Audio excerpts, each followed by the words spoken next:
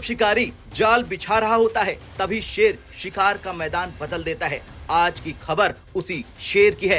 एक तरफ वॉशिंगटन में भारत को आर्थिक तौर पर कुचलने की स्क्रिप्ट लिखी जा रही थी, धमकियां दी जा रही थी, फाइलें लिखी जा रही थी और सबसे बड़ा हथियार था टैरिफ। पहले 25% का टैरिफ अमेरिका ने लगाया, फिर 25% का पेनल्टी लगाया रूस से तेल लेने पर, और अब वो कह रहा है कि ईरान के साथ अगर कोई भी देश व्यापार करता है तो उस पर 500% का टैरिफ लगा दिया जाएगा। लेकिन उसी वक्त प्रधानमंत्री मोदी ने एक ऐसा दांव चला कि पूरा अमेरिका हिल गया। जिस ब्रिटेन ने कभी भारत पर राज किया था, आज वही ब्रिटेन भारत की ढाल बनकर खड़ा हो गया है और ट्रंप की टैरिफ वाली दीवार पूरी तरह चकनाचूर हो गई है। जब डोनाल्ड ट्रंप दोबारा सत्ता में आए तो एक बात साफ थी कि अमेरिका फर्स्ट और बाकी सब बाद में। सबसे पहले निशाने पर आया भारत। वॉशिंगटन से सीधा संदेश आया, रूस से तेल खरीदोगे तो सजा मिलेगी, डिजिटल टैक्स नहीं हटाया तो सजा मिलेगी, रणनीतिक आजादी दिखाई तो सजा मिलेगी। और वो सजा क्या थी? 50%, 100% नहीं, सीधे 575% का टैरिफ। अमेरिका को भरोसा था कि भारत का आईटी सेक्टर घुटने पर आ जाएगा, टेक्सटाइल इंडस्ट्री बर्बाद हो जाएगी, किसान और एमएसएमई टूट जाएंगे। अमेरिकी मीडिया तक लिखने लगी, India's growth story is over. लेकिन वो भूल गए कि ये 2026 का भारत है। अब दिल्ली में बैठे रणनीतिकारों के चेहरे पर शिकन तक नहीं थी। क्यों?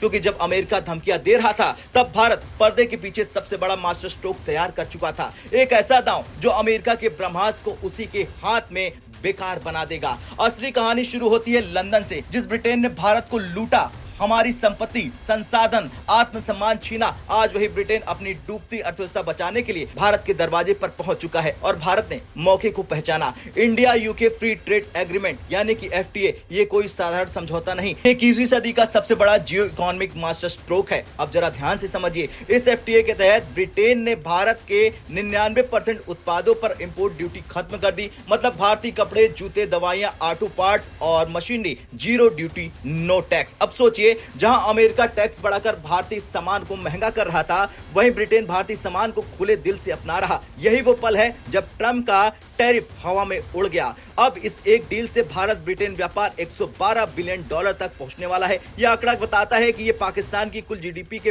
बड़े हिस्से के बराबर है। ये लाखों नौकरियों का इंजन है। ये भारत के निर्यात को नई ऊंचाई देता है और सबसे बड़ी बात, अब भारत अमेरिका पर निर्भर नहीं रहेगा। अब सवाल उठता है, आखिर ब्रिटेन अचानक से इतना मेहरबान क्यों हो गया? दरअसल जियोपॉलिटिक्स में प्यार नहीं, जरूरत होती है। ब्रेक्सिट के बाद यूरोप से दूरी, अमेरिका की दादागिरी, चीन पर भरोसे का संकट, ब्रिटेन आर्थिक अनाथ बन चुका था। उसे चाहिए था सस्ता सामान, बड़ा बाजार, स्किल्ड प्रोफेशनल्स, और ये सब सिर्फ दे सकता है वो है भारत। लेकिन भारत ने शर्तें रखी और कहा, हमारे प्रोफेशनल को वीजा चाहिए, हमारे छात्रों को राहत चाहिए, हमारी कंपनियों को फ्री एंट्री चाहिए। और इतिहास देखिए, जिस ब्रिटेन ने कभी भारतीयों को कूली समझा था, आज वही भारतीय आईटी प्रोफेशनल्स और डॉक्टर्स के लिए रेड कारपेट बिछाने उतर चुका है। भारत यही नहीं रुका। जब अमेरिका दरवाजे बंद कर रहा था, भारत ने अमेरिका के पड़ोसियों को ही दोस्त बना लिया। मैक्सिको अमेरिका का बैकयार्ड, भारत का नया ट्रेड पार्टनर।